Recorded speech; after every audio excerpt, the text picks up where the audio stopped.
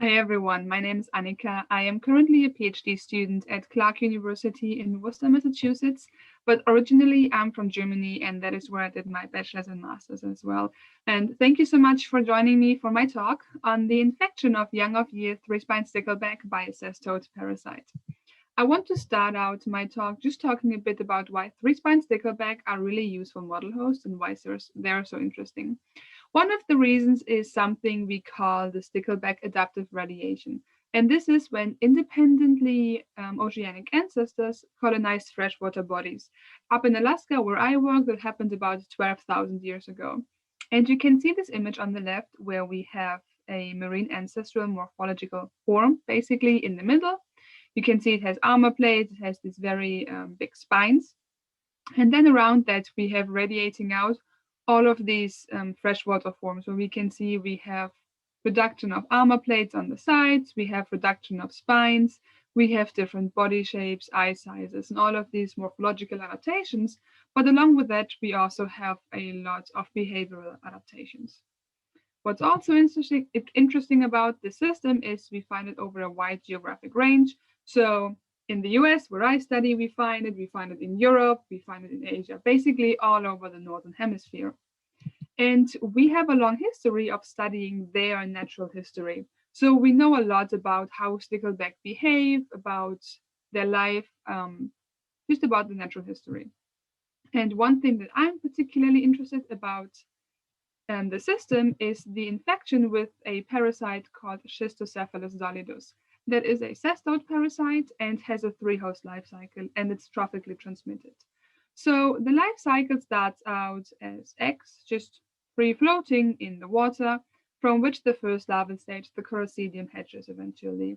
Once this first larval stage is ingested by a copepod, the second larval stage develops in the body of the copepod, and then once the second intermediate host, a three-spine stickleback, ingests this infected copepod, the parasite grows dramatically in the body cavity of this fish, and the third larval stage, the plerocercoid, develops.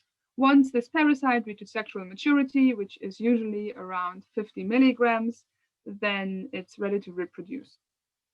Once it reaches that size, and the stickleback gets ingested or eaten by a fish-eating bird, the parasites can reproduce in the gut of the bird, either via outcrossing or selfing, and then the bird releases the eggs back into the water alongside with its feces, and this whole life cycle starts again. What's interesting about this life cycle, though, is that we can have different birds as the final host, and we can have different copepods as the first intermediate host. However, we have to have the three-spine stickleback as the second intermediate host, right? So we have a really high host specificity in this part of the life cycle. What's also interesting is that this parasite is not viable in the ocean, so we can only see it in the freshwater. Which, if you think back to the stickleback adaptive radiation, right, where we have marine ancestors going into the freshwater, so every time these marine ancestors go into freshwater lakes, they first encounter this parasite again, right? And they have to find ways of coping with this parasite. And now, which is really cool for us as scientists, because we have all of these lakes, for example, up in Alaska, that are separated from one another. And so they're basically statistically independent natural evolutionary experiments, right? Because each of these lakes has now a different stickleback population in them. They're all still three-spine stickleback, and they're all having the same parasite, and they're all having to find ways of coping with this parasite. And we can go in and look if they find the same way, different ways. It's really interesting. And what's also really nice for us as researchers is that current oceanic stickleback populations actually represent a proxy for the phenotype of ancestral stickleback that went into the freshwater. So again, we can actually compare how the ancestral form would have reacted to the same parasite. And one study that looked at that was done by Weber et al. In 2017. What they did is they went to Canada and to Europe. They got different stickleback and Schistocephalus solidus parasites, and they infected those. I don't want to talk too much about this study, but it's a really cool study, so you should definitely look it up. But what I want to focus on is they also got marine stickleback from the Canada region, and they infected them in the laboratory with Schistocephalus solidus parasites. And you can see that they, in the laboratory, had this 80 to 90% infection rate in the marine fish. However, when they infected freshwater fish with the same kind of parasites, they had a lower infection rate, which tells us that really the fish need to find ways of coping, of suppressing parasite growth, right? So we have this strong interaction where the parasites kind of presses the stickleback in a way where they have to evolve, adapt. Something else that's really cool about the system is that we have the extreme variation in Schistocephalus solidus infection rates in the wild. So these are lakes on Vancouver Island, which is in Canada. And you can see first in this inlay, we have this proportion of fish infected with the Schistocephalus solidus parasite. And in red, we have Roberts Lake. And you can see from 2004 to 2016, it's not much happening, right? So we have 0% infection rate in the wild. However, if we look now at Gosling Lake, the infections actually vary from about 70% down to just about 20%, and then they go up again. So we have different variation just within a lake between years, but also between lakes. And now if we look at this bigger image, we have about 50 lakes from Vancouver Island, ranging in their infection rates from nothing to about 80%, right? So this extreme variation is also really intriguing to us as scientists. And we have two possible explanations, which are not mutually exclusive, that especially I want to look at in my PhD. So freshwater stickleback populations might experience different ecological contexts that make it more difficult or easier for the parasite to invade the system, or the host fish have evolved different levels of resistance to the parasite in different freshwater lakes. And again, these explanations are not mutually exclusive. I actually think they do go hand in hand. So that's where I'm going to start talking a bit about my study. So my goal is to determine the infection rate in young of year stickleback with the parasite in high and low infection lakes and see how it develops over the winter. To do so, I went up to Alaska in the Matanuska-Susitna Valley, close to Anchorage. Here are the 4 different sampling sites I'm looking at. I went out and caught stickleback and just looked if they were infected. So in 2018, I went out in August to look at the juveniles, or I will later also call them in this talk, the young of year fish. Stickleback fish reproduce up in Alaska usually end of May, beginning of June. So these fish are about 3 months old. So I caught them and I looked at the infection rate. You can see here, this is a juvenile actually, that we already can find some of the parasites, which is really nice.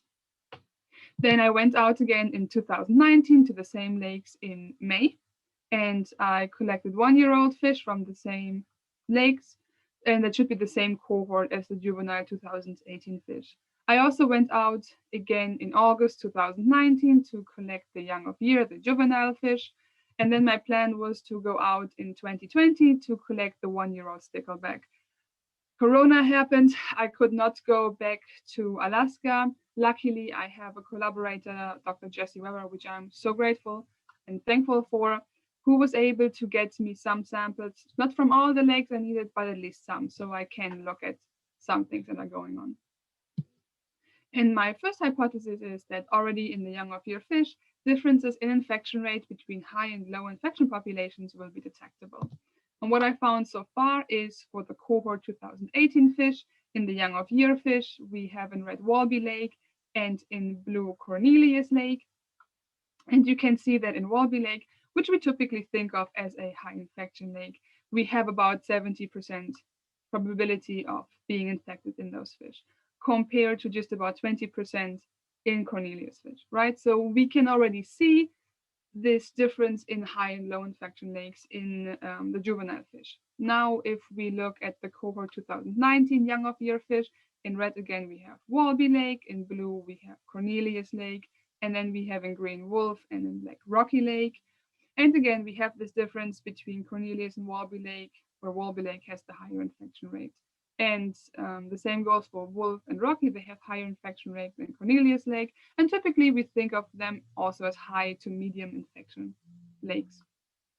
However, what's interesting to note is that although Warby Lake is still higher than Cornelius in the cohort 2019 fish, they are way less infected than the cohort 2018 fish, right? Where we had about 70% infection rate 2018 in Warby. Now we only have about 30% infection, which is not surprising. I'm not happy about it though, right? If you remember back to what I showed you with Gosling Lake, how it's fluctuating between years, that's probably what's going on here. And we still need to find out more about the system to really know what is causing this fluctuation between years.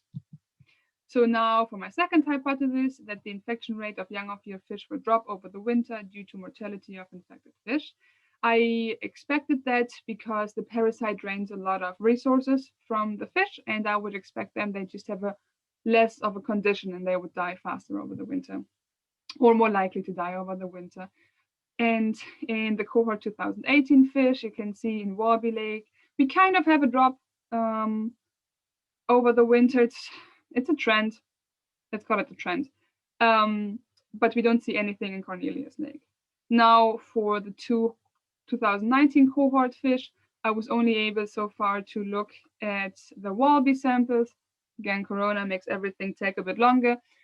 But we can see that we have a very drastic increase of infection rates over the winter, from just 30% in the young off year to about 80% in the H1 fish, which is the opposite of what we saw in 2018 and the opposite of what I expected. However, it goes along with a finding by Heinz et al. In 2016 from Cheney Lake, also a lake up in Alaska, where he found that, so he looked at the H0, which is the juvenile stickleback. The infection rate, or the proportion of fish infected in a lake, increased through August, September, October the same year. And then even to June the next year for the H1 fish, it just increased, kind of what I see in the cohort 2019 fish. And that's interesting because it's not what I found in 2018. And I think it just shows that there is so much going on in that system that we don't know yet about. Again, ecological factors play into that. Other things that I'm looking at in my PhD is differences of immune genes, how they're expressed in infected and non-infected fish, and just to see if we have in the same lakes. And also I'm doing a long-term infection study over several years to see how it develops. So there's just so much more we need to find out about the system to really have a clear idea what's going on here. But what I showed here is definitely we have already differences in the infection rate in the juvenile fish in high and low infection lakes, and we actually can measure the infection in those juvenile fish 3 months of age. With that, I'm really thankful for you attending my talk. Please let me know if you have any questions. I'm happy to answer them. Please email me, reach out. Anyway, I'm always happy to talk about stickleback. You might have the problem that I won't shut up anymore, but that's okay. I also want to thank all of my collaborators, my professors, Dr. Jesse Weber again for getting some samples to me. Of course, I want to thank my funding sources. Huge thank you go out to Dr. Susan Foster and Dr. John Baker. And yeah, you can reach me on Twitter. That's my handle. And this link will directly lead you to my homepage, where there is more contact information as well, like my email address. With that, again, thank you so much for joining me, and I'm looking forward to listening to more great talks.